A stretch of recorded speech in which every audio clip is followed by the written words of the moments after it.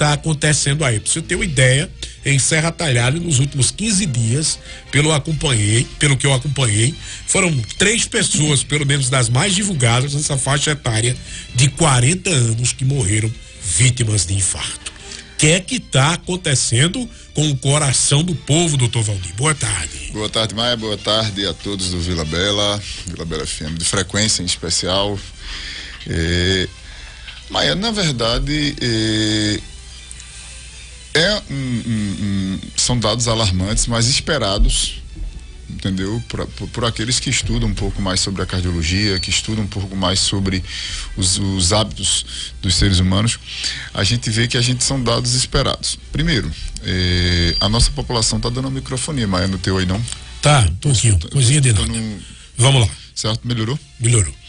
Então, são dados esperados ao longo do tempo, não desejados. Esperados não significa desejados, porque nós temos uma população que... Qual é a doença a grande doença hoje, Maia e os nossos ouvintes aí? A grande doença do mundo hoje, e a grande preocupação, principalmente lá fora, hoje é a obesidade infantil. Aí você pergunta, Valdir, o que é que tem a ver obesidade com o coração? Aí eu te digo, Maia, tudo a ver. Tudo a ver. A obesidade, ela nos traz um processo inflamatório no nosso corpo. E junto com esse processo inflamatório, nós trazemos mais riscos cardiovasculares, de hipertensão, de diabetes, de acidente vascular cerebral, ou popular AVC, como você acabou de nos citar aí. Então nós temos um conjunto.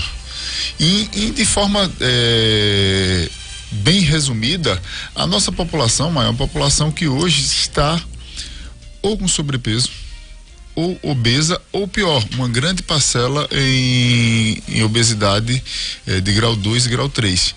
E para você ter uma ideia, Maia, se a gente pegar um paciente hoje de 40 anos, que você diz é um paciente jovem, certo?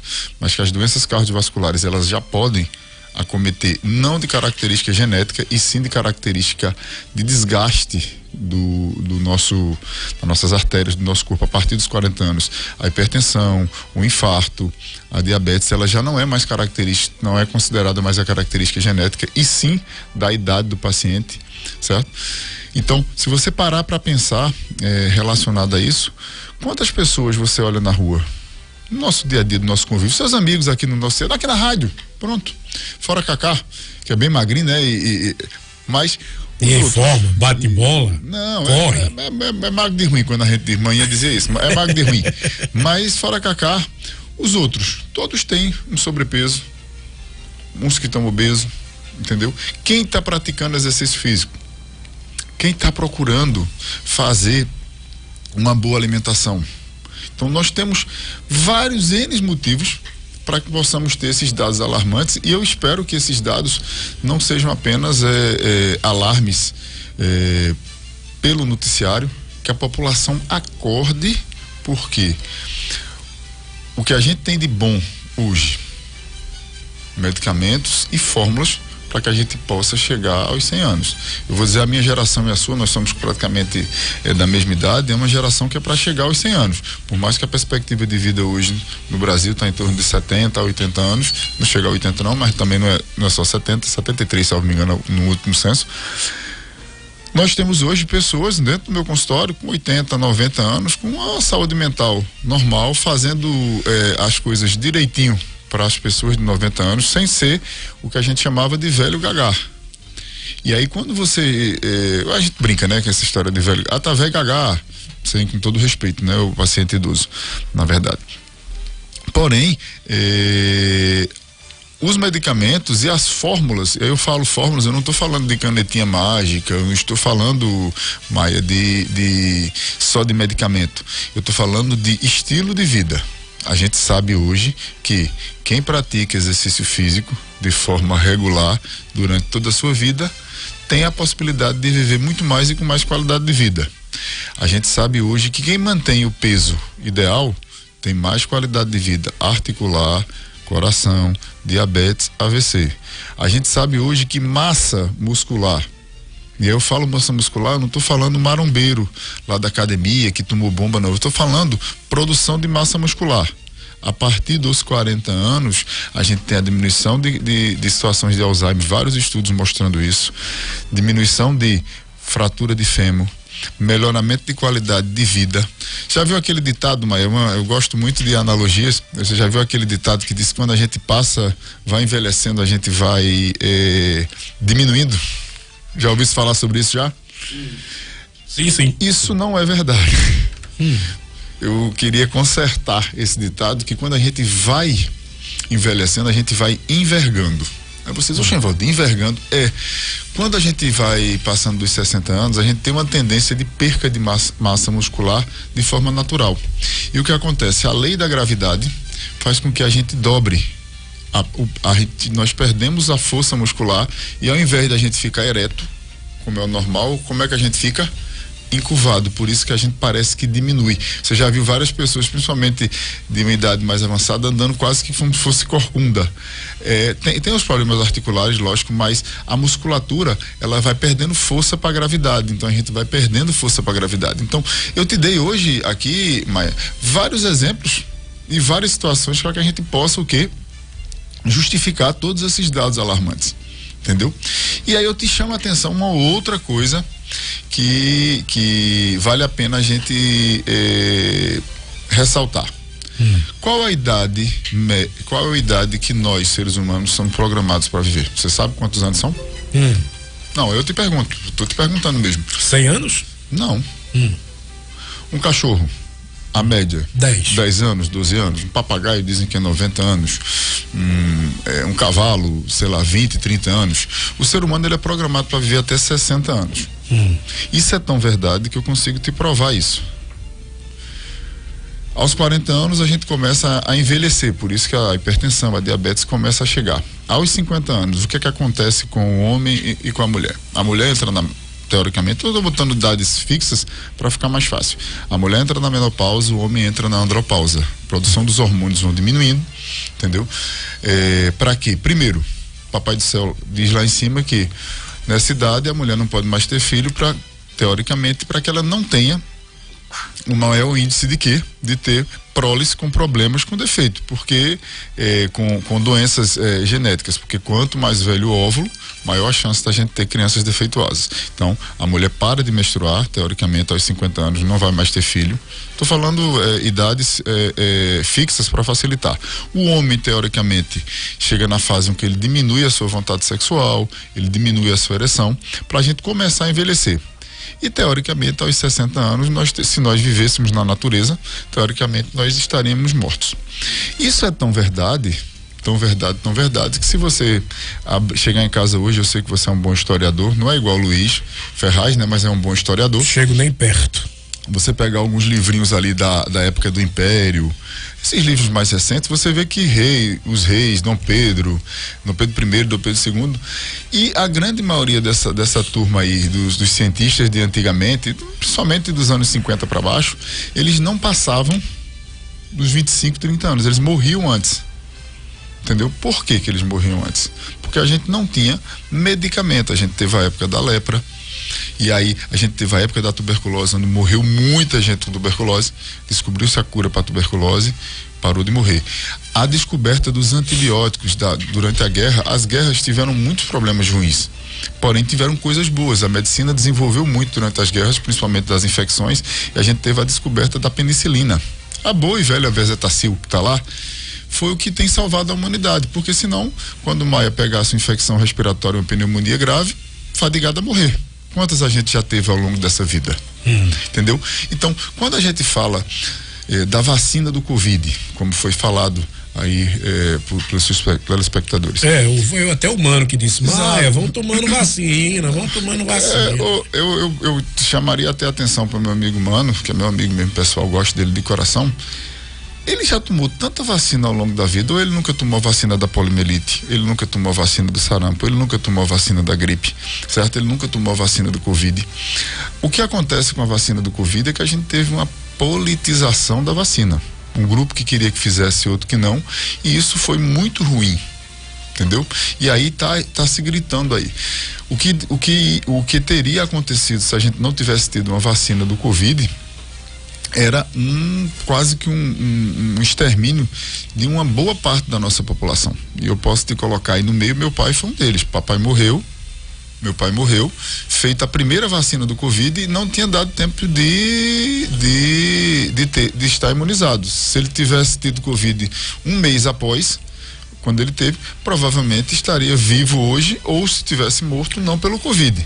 Então, a gente tem que entender que as pessoas morrem de forma natural, certo? E os mais frágeis, ali na natureza, não é só o ser humano, o cachorro, o gato, os outros animais, eles vão ficando pelo meio do tempo. Os velhos são deixados para trás, certo? Em poucas espécies cuidam dos nossos velhos, dos nossos velhinhos, entendeu? Nós somos uma raça de animal que cuida dos velhos. A gente cuida do nosso pai, da nossa mãe, pelo menos para cuidar, entendeu? Nas outras raças, a grande maioria não cuida, por isso que morrem, são deixados para trás e morrem por serem mais fracos. E isso aí é o que acontece hoje. Por que a gente está tendo, voltando para o nosso tema mais focado, por que a gente está tendo muitos casos de mortes cardiovascular? O coração, Maia, é a doença que mais mata no mundo. O infarto fulminante é a que mais mata no mundo, mata mais do que acidente de moto. Esses dados já existiam, já se sabe. Agora, quando a gente está subestimando uma coisa que mata muito, o que acontece? Começa a se morrer mais pessoas, entendeu? Então, hoje, por que a gente subestima? Quando a gente começa a não se cuidar, tomar medicamento errado, ou tomar medicamento de forma, o médico passa. Um dos principais casos de infarto hoje, além dos maus hábitos, é o paciente achar que melhorou. Toma o remédio da pressão dele, fiquei bom. Pressão é uma doença progressiva. Em pouquíssimos casos você fica bom da pressão arterial.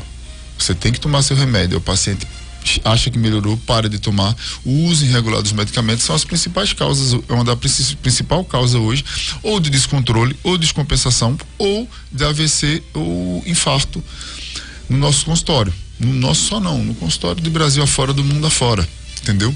Juntando com isso a falta de exercício físico e a obesidade. Então, nós temos uma população muito propícia a infarto AVC, que já é a doença que mais mata. Então a gente pode dizer que as pessoas estão mais descuidadas, é isso?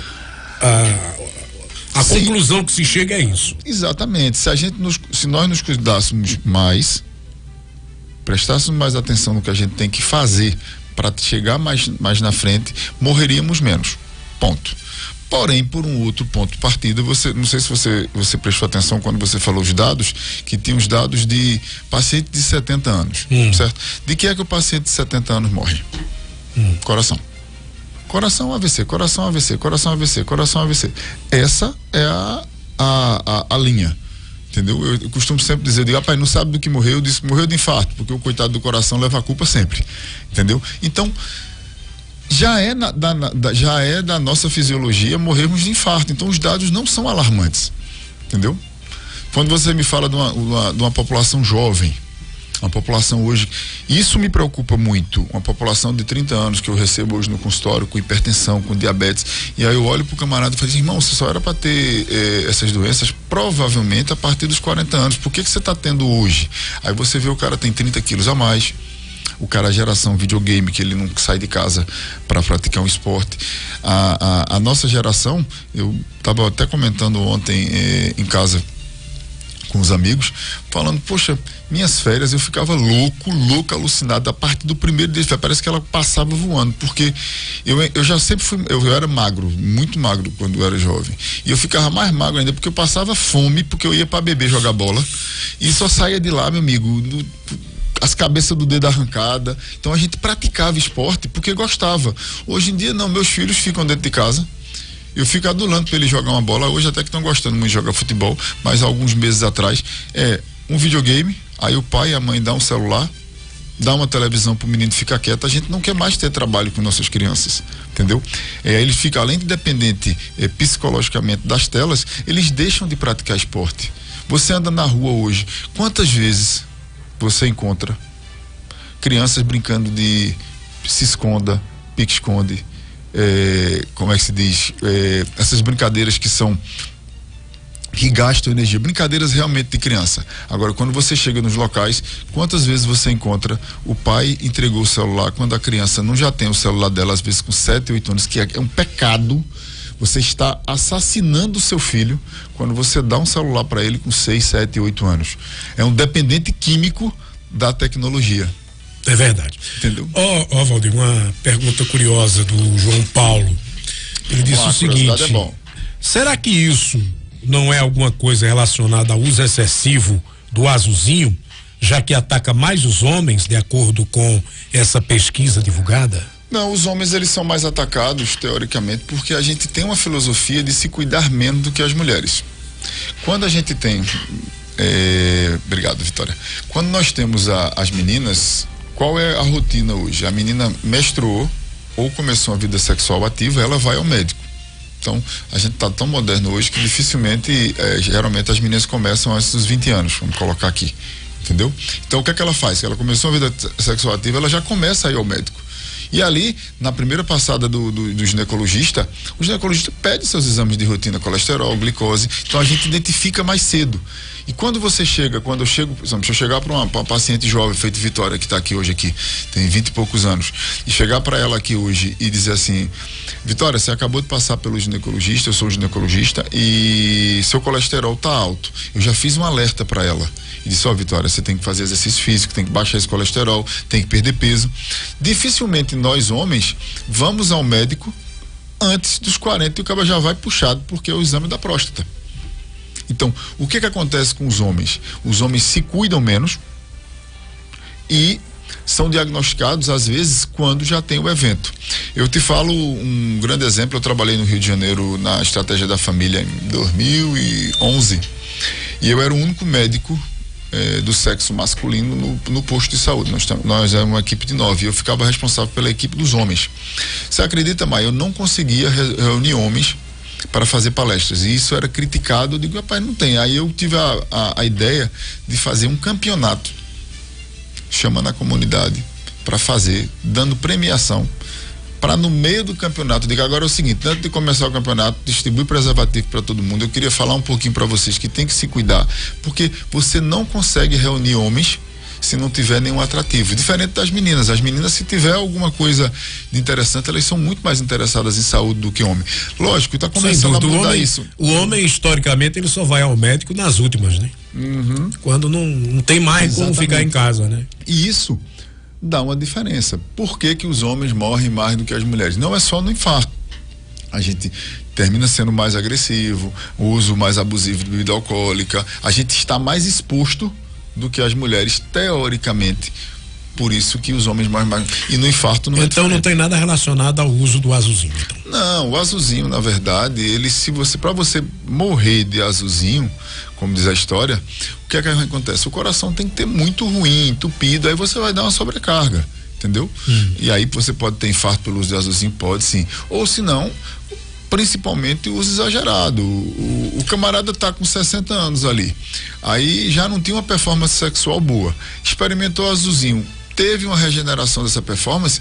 Tem uns camaradas que terminam ficando viciados, eles começam a tomar 3, 4 azulzinhos por semana, ou se não, como eu já vi, o cara toma um de manhã e outro à tarde, porque ele diz que vai potencializar. Então ele começa a fazer de uso errado. Agora, de forma correta, eu não tenho. Eu tenho muitos pacientes que utilizam os populares azulzinhos no consultório, muito, não é pouco não. O cabo que passa sou eu, entendeu? Até porque eu acho que o ato sexual, tanto para o homem como a mulher, nos traz milhares de benefícios.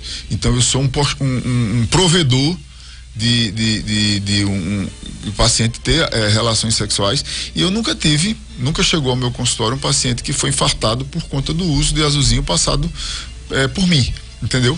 99% das vezes, quando a gente encontra esse paciente, não foi passado pelo médico, foi passado, sabe por quem?